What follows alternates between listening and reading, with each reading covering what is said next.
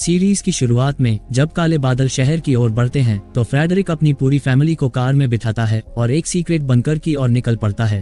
तब वह परेशान नजर आता है और तेजी से गाड़ी चलाता है। सिमोन का भाई रास्मस सीट बेल्ट पहनने से मना करता है, जिससे फ्रेडरिक का ध्यान भटक जाता है और वह एक गाड़ी से टकरा जाता है।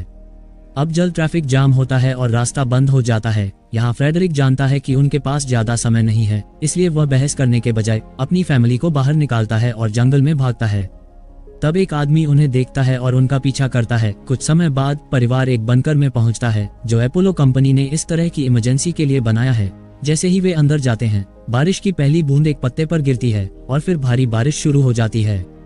पता चलता है कि एक वायरस फैल गया है जिससे बादल जहरीला पानी बरसाते हैं, जिस वजह से लोगों की तुरंत मौत होती है। अगर कोई आदमी इस पानी को हल्का सा छूता है तो वह इन्फेक्टेड हो जाता है और यह सब अपोलो नामक कंपनी से जुड़ा हुआ है जहां फ्रेडरिक काम करता है। थोड़ी देर बाद फ्रेडरिक को बाहर जाना पड़ता है क्योंकि वह वायरस के फैलने को रोकने का कोई तरीका जानता है, पर जाने से पहले वह सिमोन को बताता है कि उसे अपने भाई का ध्यान रखना है क्योंकि वह इस सब को रोकने का आखिरी रास्ता है। तब सिमोन को समझ नहीं आता, लेकिन फ्रेडरिक के पास समझाने का समय नहीं है। तब फ्रेडरिक के जाने के बाद सिमोन अपने फोन पर अपने दोस्तों की लाइव स्ट्रीम देखती है जहां वे मर रहे हैं। अब सभी लोग बाहर तेजी से फैल रहे वायरस से डरने लगे हैं। तभी अचानक उन्हें बंकर के दरवाजे पर दस्तक सुनाई देती है। उनकी मां जानती है कि फ्रेडरिक नहीं आ सकता है, इसलिए वह बच्चों से कहती है कि इसे नजरअंदाज करें, लेकिन बच्चे बेचैन होते हैं और दरवाजा खोल देते हैं। अब बाहर वही आदमी खड़ा है जो पहले ट्रैफिक में उन्हें देख चुका था। तब वह रास्मस को खींचता है क्योंकि वह वायरस के कारण तड़प रहा है। तब उनकी माँ उस पर कूद पड़ती है और बच्चों से दरवाजा बंद करने के लिए कहती है। अब बच्चे उसे बाहर नहीं छोड़ना चाहते, लेकिन मजबूरी में दरवाजा बंद कर देते हैं। तब उनकी माँ भी इन्फेक्टेड हो जाती है और तड़प कर मर जाती है, जबकि रास्मस और सिमोन उसकी मौत को देखकर सदमे में चले जाते हैं। अपने पिता की बात को याद करते हुए सिमोन अपने भाई का ध्यान रखती है और उसे खुश करने की कोशिश करती है।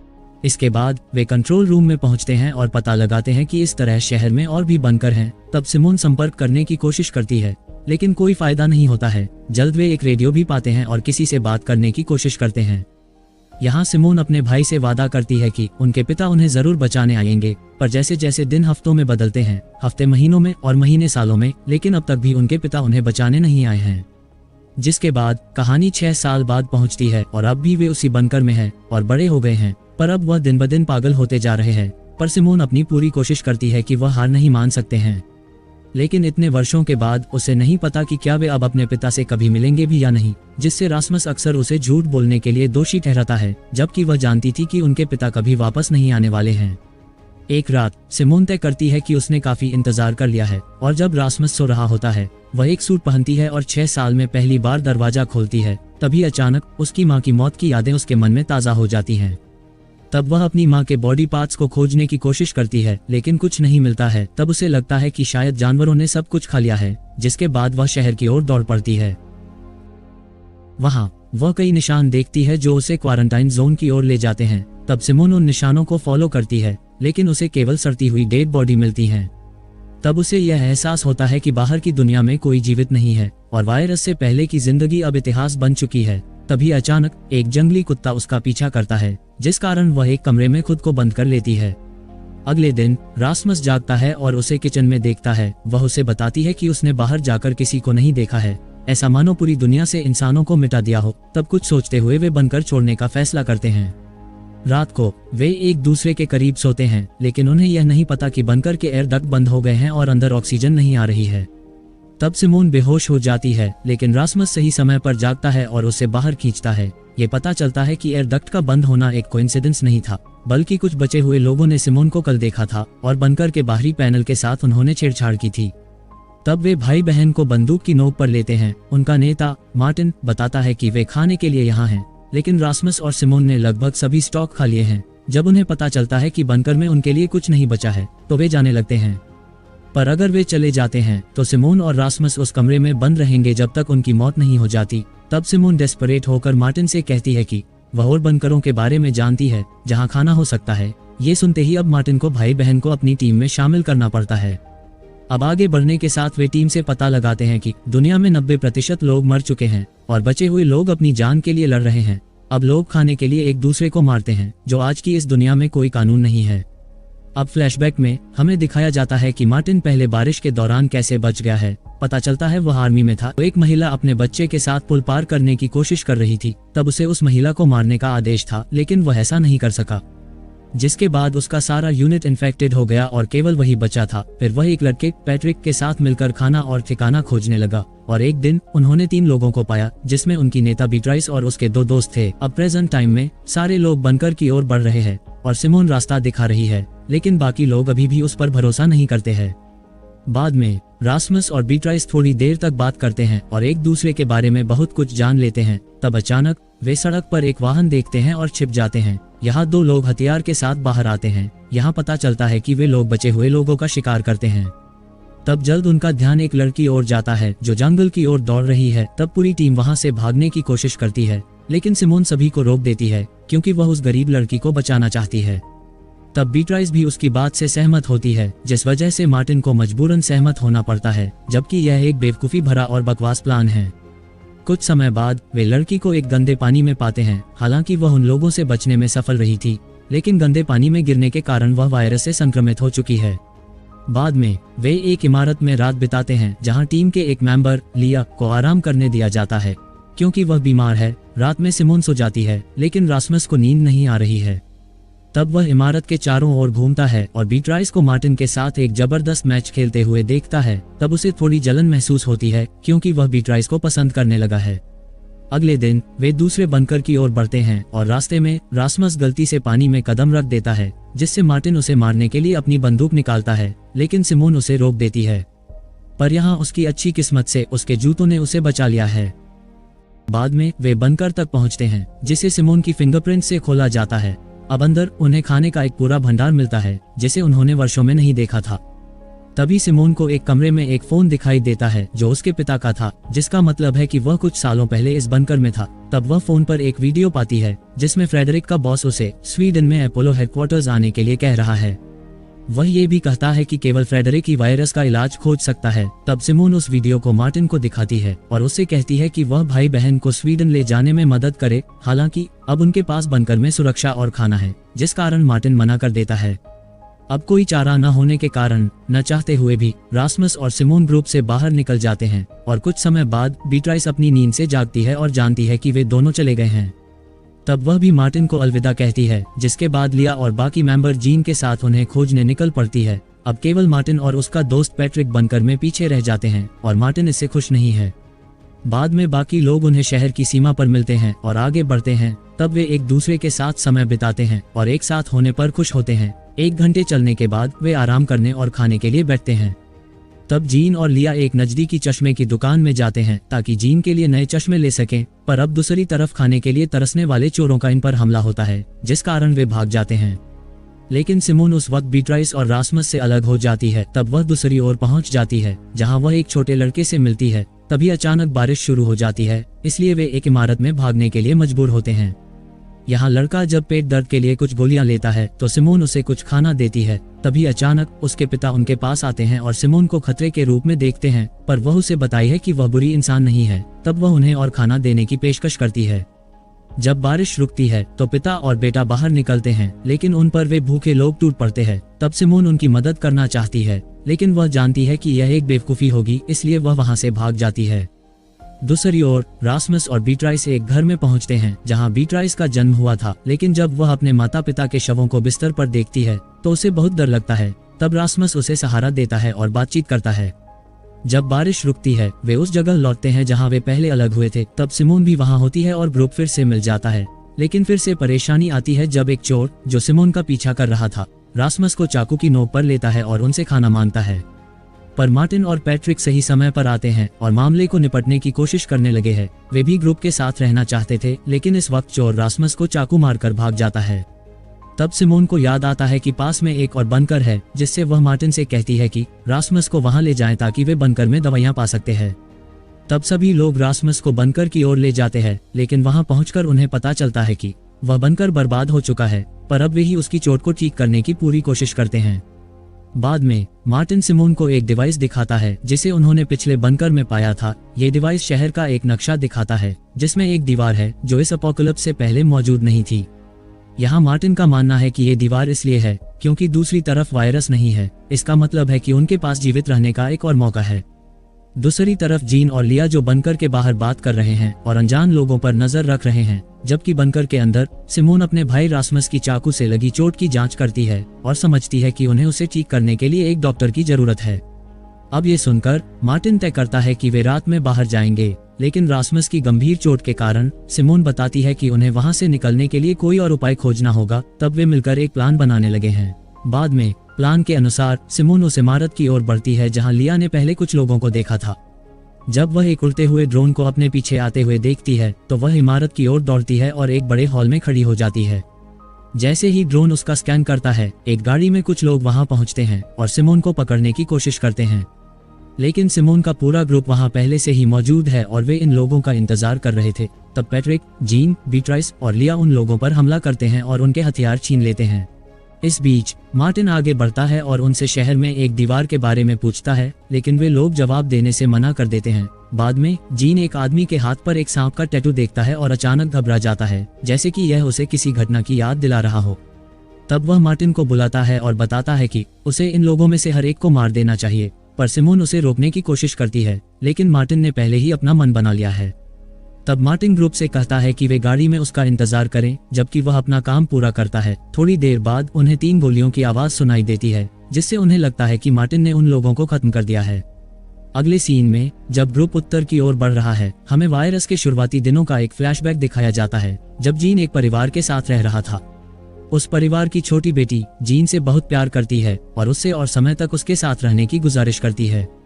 एक दिन जब जीन, उनके पिता और बेटी अपने गोदाम में कुछ खोज रहे होते हैं, तो कुछ अजनबी लोग बाहर आते हैं और परिवार के पिता को उनके साथ शामिल होने के लिए मजबूर करते हैं। पर जब पिता मना करता है तो वे लोग उसे तुरंत गोली मार देते हैं। यहाँ पिता को जिसने गोली मारी उसके हाथ पर भी सांप का टैटू था। बाद में वे माँ को भी पकड़ लेते हैं और इस दौरान जीन छोटी लड़की का मुंह दबा देता है ताकि वह चिल्ला न सके। लेकिन जब बुरे लोग चले जाते हैं तो उसे यह जानकर दुख होता है कि छोटी लड़की दम तोड़ चुकी है। अब फ्लैशबैक से निकलकर ग्रुप एक डॉक्टर के जगह का पता लगाता है और उसके घर के बाहर पहुंचता है। तब डॉक्टर उनके पास एक बंदूक लेकर आती है, पर जब उसे रास्मस की गंभीर चोट दिखाई देती है तो वह मदद करने के लिए सहमत हो जाती है।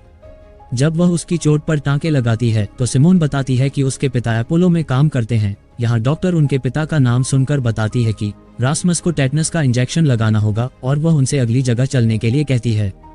तब सिमोन और रास्मस को ग्रुप से दूर लुभाते हुए डॉक्टर उन्हें अपने बंकर में ले जाती है और अंदर आने के लिए कहती है।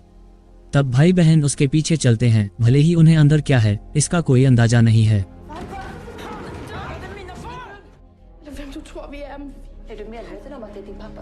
डॉक्टर रास्मस को एक कुर्सी पर बांध देती है और जल्द उसे मारने के लिए एक जहरीला इंजेक्शन तैयार करती है। वह ये भी बताती है कि फ्रेडरिक ने ही इस वायरस को बनाया है। तब वह उसके बच्चों की मौत के लिए उसके पिता को दोषी ठहराती है। इस बीच पैट्रिक, मार्टिन और जीन डॉक्टर के घर में खाने की तलाश कर रहे होते हैं। तभी गश्त कर रहे लोग वहां पहुंच जाते हैं। तब जीन को एक आदमी के हाथ पर सांप का टैटू दिखाई देता है, जिससे उसे यह समझ में आता है कि मार्टिन ने उन्हें पहले नहीं मारा था, जिस कारण वह बाहर जाकर बंदूक लेकर उसको गोली मार देता है। लेकिन जल्द ही उसे उन लोगों द्वारा पकड़ लिया जाता है। पर अब बाकी लोग उस रास्ते से बाहर निकलते हैं और बंकर के बाहर पहुंचते हैं। ठीक उसी समय जब डॉक्टर रास्मस को जहरीला इंजेक्शन लगाने वाली होती है, पैट्रिक बंकर में आता है और उसे गोली मार देता है। इसके बाद जीन को अचानक गायब होते देख सभी लोग परेशान होने लगे हैं, पर ग्रुप जंगल के रास्ते से आगे बढ़ता है, ये सोचते हुए कि वह उन्हें आगे मिल सकता है। रात के समय जैसे ही बारिश शुरू होने वाली होती है और अंधेरा हो रहा होता है, वे घर में रुकने का निर्णय लेते हैं।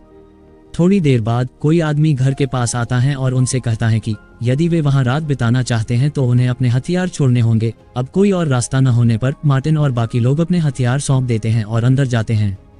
जल्द ही अंदर उनका स्वागत किया जाता है और उन्हें रात बिताने के लिए एक कमरा दिया जाता है। अगले दिन एक महिला कैरन दरवाजा खोलती है और उन्हें जगाती है। वह उन्हें बताती है कि नाश्ता तैयार है, लेकिन पहले उन्हें शावर लेने और साफ होने का सुझाव देती है। तब उसकी बात सुनकर वे उसे मना करते हैं, लेकिन जब कैरन उनके सामने नहाती है तो वे भी कितने दिनों के बाद बेसुरे आवाज में गाते हुए नहाने का मजा लेते हैं।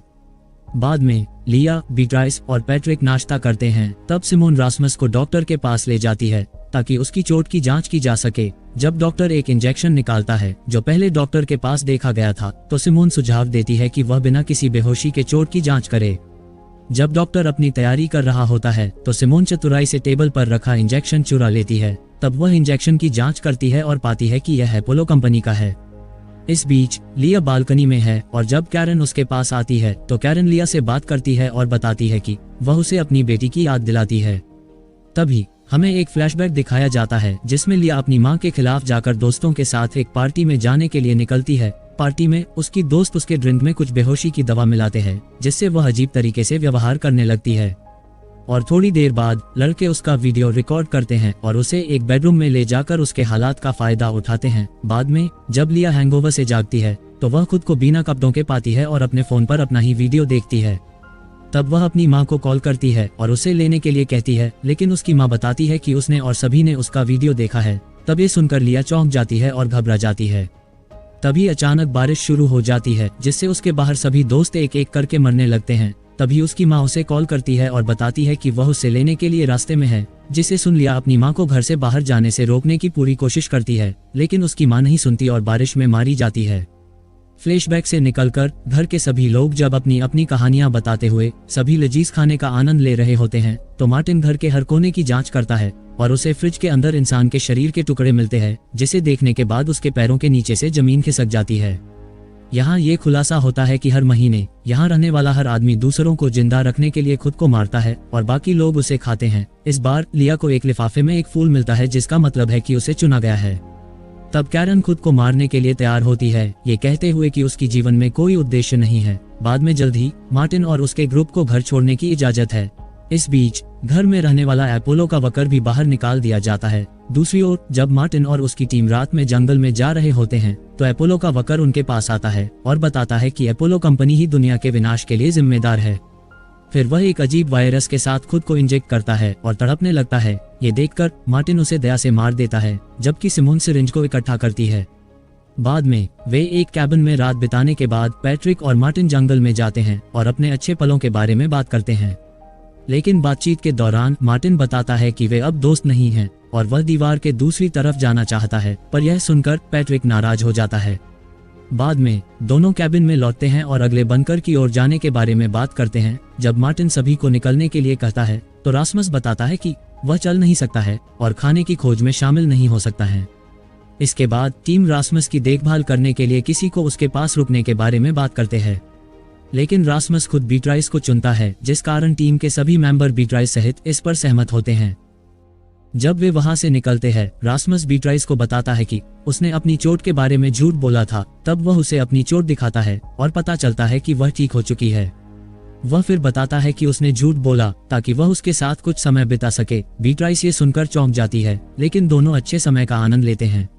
दूसरी ओर मार्टिन और बाकी लोग एक बंकर में पहुंचते हैं और जब वे अंदर जाते हैं तो उन्हें बहुत सारा खाना मिलता है। जगह की जांच करने के बाद सिमोन टेबल पर कुछ चित्र देखती है और मानती है कि बंकर में एक परिवार है जिसमें बच्चे हैं। वह फिर पैट्रिक को सुझाव देती है कि वह खाना बर्बाद न करे और इसे परिवार के लिए छोड़ दे। कुछ समय बाद पैट्रिक एक आईपैड पाता है जिसमें एपोलो द्वारा वायरस पर किए गए एक्सपेरिमेंट के वीडियो हैं। तब सिमोन भी वीडियो देखती है और यह जानकर दुखी हो जाती है कि उसके पिता इस एक्सपेरिमेंट में शामिल थे। पर जैसे ही वे वहां से जाने वाले होते हैं अचानक बारिश शुरू हो जाती है और उन्हें अंदर रहने के लिए मजबूर होना पड़ता है।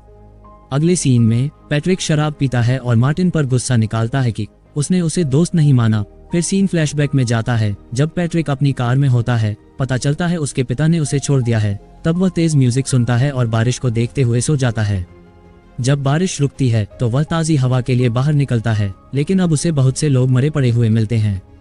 फ्लैशबैक से निकलते हुए पैट्रिक सिमोन के पास जाता है और बताता है कि वह अकेला महसूस कर रहा है।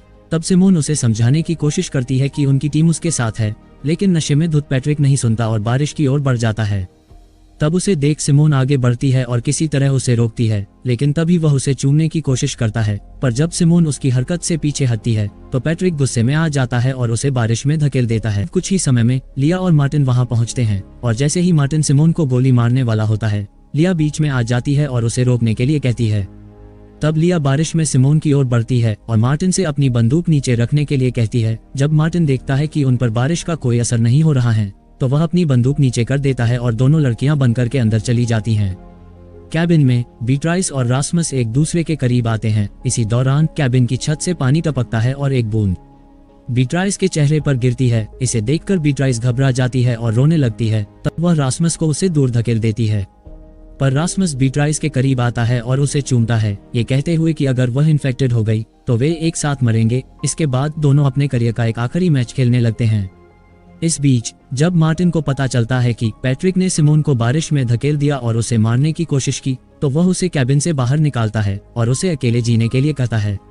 दूसरी ओर रास्मस जब मैच के बाद नींद से अपनी आंखें खोलता है तो वह बीट्राइस की ओर मुड़ता है, पर अब उसे पता चलता है कि वह पीली पड़ गई है, जिसका मतलब है कि वह मर चुकी है। इस बीच पैट्रिक वहां पहुंचता है, लेकिन जब वह रास्मस को बीट्राइस की मरे हुए शरीर को उठाते हुए देखता है तो वह भाग जाता है, ये सोचते हुए कि रास्मस भी इन्फेक्टेड है। लेकिन भागते वक्त पैट्रिक गिर जाता है और जल्द ही वह अजनबी लोगों द्वारा पकड़ लिया जाता है। बाद में पैट्रिक को एक कार के अंदर पूछताछ की जा रही है। एक आदमी उसे उसके बाकी दोस्तों के बारे में पूछता है, लेकिन पैट्रिक कुछ भी बताने से मना कर देता है। तब गुस्से में वह आदमी पैट्रिक को धमकी देता है कि अगर वह अपने दोस्तों के बारे में नहीं बताएगा तो वह उसके दांत एक एक करके निकालने वाला है।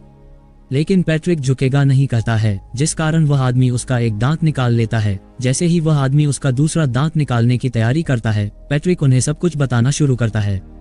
इस बीच सिमोन, लिया और मार्टिन बनकर से कुछ जरूरी सामान पैक कर रहे हैं और वहां से निकलने के लिए तैयार हो रहे हैं, जबकि लिया मार्टिन के पास आती है और बताती है कि पैट्रिक कहीं नहीं मिल रहा है। ये सुनकर मार्टिन बताता है कि उसने पैट्रिक को यहाँ से जाने के लिए कहा है, क्योंकि उसने पिछले दिन सिमोन को मारने की कोशिश की है। तभी कोई बनकर के दरवाजे पर दस्तक देता है और मदद की गुहार लगाता है। तब मार्टिन बाहर जाता है और रास्मस को देखता है, जो बीट्राइस के शरीर को उठाए हुए है। तब मार्टिन सोचता है कि रास्मस भी इन्फेक्टेड है, जिससे वह उसे रोकने की कोशिश करता है। लेकिन बीट्राइस की इस हालत को देखकर वह भावुक हो जाता है और रास्मस को बनकर के अंदर लेता है। बाद में सिमोन अपने भाई के पास जाती है और पूछती है कि आखिर यह कैसे हुआ है। तब रास्मस बताता है कि एक कुत्ता उनके पास आया और उसने बीट्राइस को चाट लिया था। तब सिमोन रास्मस से कहती है कि वह बीट्राइस को छोड़कर बाहर आ जाए, लेकिन रास्मस बीट्राइस के साथ रहने का फैसला करता है। लेकिन थोड़ी देर बाद वह एक वॉकी टॉकी लेकर बाहर निकल पड़ता है। इसके बाद सीन फिर से फ्लैशबैक में जाता है, जहां कुछ लोग एक क्वारंटाइन फैसिलिटी में रखे गए हैं। अपोलो के चीफ स्टेन उन्हें बताते हैं कि उन्होंने जो कैप्सूल लिया था उसमें एक ऐसा वायरस है जो किसी को भी तुरंत मार सकता है। तब क्वारंटाइन क्षेत्र से बाहर निकलते ही एक आदमी भागने की कोशिश करता है, लेकिन जैसे ही वह बाहर निकलता है वायरस उसे मार देता है। अब रास्मस बनकर से बाहर निकलता है और अपने वॉकी टॉकी से अनजान लोगों से बात करने लगता है। रास्मस की आवाज सुनकर पैट्रिक, जो ये जानकर चौंक जाता है कि वह अभी भी जिंदा है, वह इन लोगों को बताता है कि उसने रास्मस को एक इन्फेक्टेड लड़की के साथ देखा है। तब ये सुनकर वे हैरान होते हैं और रास्मस की ओर बढ़ते हैं, ये सोचते हुए कि उन्होंने वायरस का एंटीडोट खोज लिया है। इस बीच सिमोन एक ड्रोन उड़ाती है और रास्मस और उन अनजान लोगों के लोकेशन का पता लगाती है। तब लिया और मार्टिन बीट्राइस के शरीर को दफनाने की तैयारी करते हैं। जब वे ऐसा कर रहे होते हैं तो सिमोन भी वहां पहुंचती है और उन्हें बीट्राइस को दफनाने में मदद करती है। बाद में वे रास्मस को बचाने का फैसला करते हैं और एक अनजान आदमी पर हमला करने का प्लान बनाते हैं, जो अकेला पहरा दे रहा है। जब पहरेदार एक अजीब आवाज सुनकर वहां पहुंचता है तो मार्टिन और उसकी टीम उसे पकड़ लेते हैं। तब मार्टिन उन लोगों के समूह के नेता थॉमस को फोन करता है और बताता है कि उनके एक मेंबर को उन्होंने पकड़ लिया है।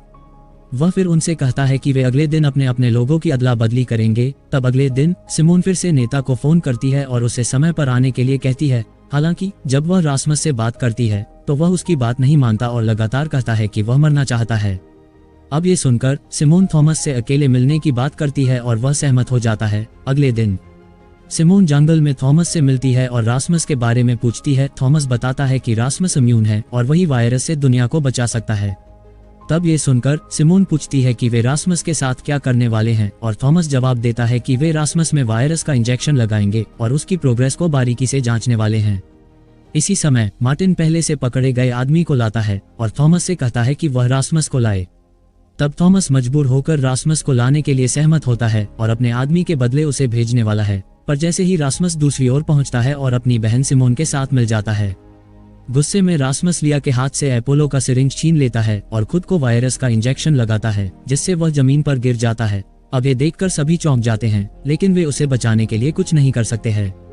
तब सभी सोचते हैं कि रास्मस मर चुका है, पर वह उठता है और चलने लगता है, ये साबित करते हुए कि वह इस वायरस से इम्यून है, जिसे देखने पर सभी राहत की सांस लेते हैं। इसके बाद मार्टिन पैट्रिक के पास जाता है, जो एक घर में है।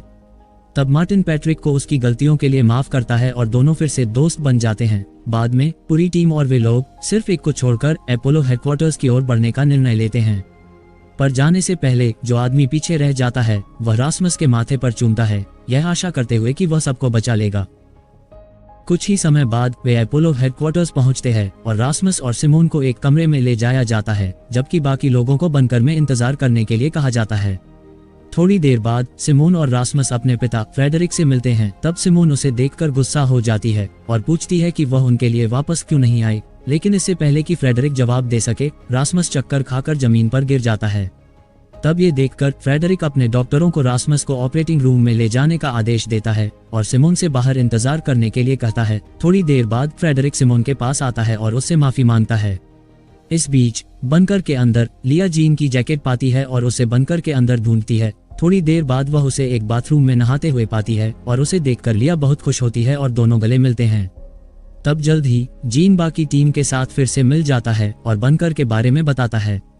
जब वे बात कर रहे होते हैं तभी एक वर्कर बंकर में आती है और उन्हें कुछ कैप्सूल देती है, ये दावा करते हुए कि वे न्यूट्रिशनल सप्लीमेंट हैं। हालांकि मार्टिन को इस पर संदेह होता है और वह उससे पहले एक कैप्सूल लेने के लिए कहता है। जब वह कैप्सूल खा लेती है तो मार्टिन और उसकी टीम भी ऐसा ही करते हैं। दूसरी तरफ फ्रेडरिक सिमोन को मेडिकल रूम के बाहर रासमस को देखने के लिए ले जाता है। जब सिमोन अंदर जाने की कोशिश करती है तो फ्रेडरिक उसे रोकता है और बताता है कि वह अपने परिवार की सुरक्षा के लिए ऐसा कर रहा है। बाद में एक डॉक्टर रासमस के पास आती है और उसके स्वाब का सैंपल लेने की कोशिश करती है, पर जब रासमस सैंपल देने से मना करता है और अपने पिता से मिलने की जिद करता है तो डॉक्टर उसे मजबूर करने लगती है, जिससे रासमस नाराज हो जाता है और वह डॉक्टर के हाथ को काट लेता है। इस बीच सिमोन बंकर में मार्टिन से बात करती है, जो अभी भी जाग रहा है भले ही रात का समय हो। पर इस बार मार्टिन अपने प्यार का इजहार करने की कोशिश करता है, लेकिन फ्रेडरिक वहां पहुंच जाता है, जिससे सिमोन को कॉल को जल्दी खत्म करना पड़ता है। तब फ्रेडरिक सिमोन को सुझाव देता है कि वह अपने भाई के साथ इस बिल्डिंग को छोड़ दें, क्योंकि इस वायरस का इलाज बहुत खतरनाक है और उसे लगता है कि रासमस इस प्रोसेस को सहन नहीं कर पाएगा। बाद में जब फ्रेडरिक मेडिकल रूम में अपने बेटे की जांच करने जाता है तो उसे पता चलता है कि डॉक्टर जिसने रासमस को काटने के लिए मजबूर किया था वायरस के कारण मर चुकी है। तब फ्रेडरिक रासमस से स्वाब लेता है और उसे माइक्रोस्कोप के नीचे तुरंत जांचता है, पर इस समय अपोलो की पूरी फैसिलिटी बंद हो जाती है और लॉकडाउन शुरू हो गया है। तब मार्टिन और बाकी लोग बंकर के अंदर बाहर निकलने की कोशिश करते हैं, लेकिन कोई फायदा नहीं है। तभी फ्रेडरिक को कंपनी के चीफ स्टेन से बात होती है, जो उसे बताता है कि उसे रासमस के लिए ऑपरेशन की तैयारी करनी है। अब जल्द फ्रेडरिक सिमोन से मिलता है और उसे बताता है कि रासमस खतरे में है। तब वह उसे जल्दी से वहां से जाने का सुझाव देता है। इसके बाद सिमोन मार्टिन को कॉल करती है और उन्हें लॉक किए गए बंकर के दरवाजे को खोलने के कुछ तरीके बताती है। अब पहले सिमोन रासमस को बचाने जाती है और फिर टीम बंकर के बाहर फिर से मिल जाती है और पार्किंग एरिया की ओर बढ़ती है। जब वे फैसिलिटी के लोगों की एक कार की ओर बढ़ रहे होते हैं तो फ्रेडरिक वहां पहुंचता है और धमकी देता है कि अगर वे रासमस को छोड़ते हैं तो वह भी उन्हें गोली मार देगा। तब ये सुनकर मार्टिन उसके बीच में आ जाता है, जिस कारण गुस्से में फ्रेडरिक मार्टिन पर गोली चलाता है। लेकिन इससे पहले कि वह और कुछ कर सके, सिमोन उसके पास पहुंचती है और उसे धक्का देती है। इस बीच पैट्रिक एक गाड़ी लाता है और पूरी टीम वहां से भाग निकलती है। बाद में टीम एक बड़े दरवाजे के पास पहुंचती है, जहां वे थॉमस से मिलते हैं। थॉमस उन्हें बताता है कि उन्होंने जो कैप्सूल लिए हैं उनमें बहुत सारे नैनो कैप्सूल हैं और अब जैसे ही वे इस एरिया से बाहर निकलेंगे उनके शरीर के अंदर वायरस बढ़ने लगेगा, जिससे वे तड़प तड़प के मारे जा सकते हैं। ये जानकर कि सिमोन और रासमस ने गोलियां नहीं ली हैं, वे उन्हें वहां से फौरन निकलने के लिए कहते हैं। हालांकि सिमोन अपने दोस्तों को अकेला छोड़ने के लिए तैयार नहीं होती है और उनके साथ रहने का फैसला लेती है। बाद में टीम दीवार से पीछे हट जाती है और उस क्षेत्र में ही रहने का फैसला करती है। सीरीज के अंत में स्टेन इन्वेस्टर्स के साथ एक बैठक कर रहा है। तब वह उन्हें बताता है कि उसके बनाए गए वायरस का हथियार के रूप में भी इस्तेमाल किया जा सकता है। वीडियो पसंद आए तो लाइक करें और चैनल को सब्सक्राइब। मिलते हैं अगले वीडियो में। Thank you.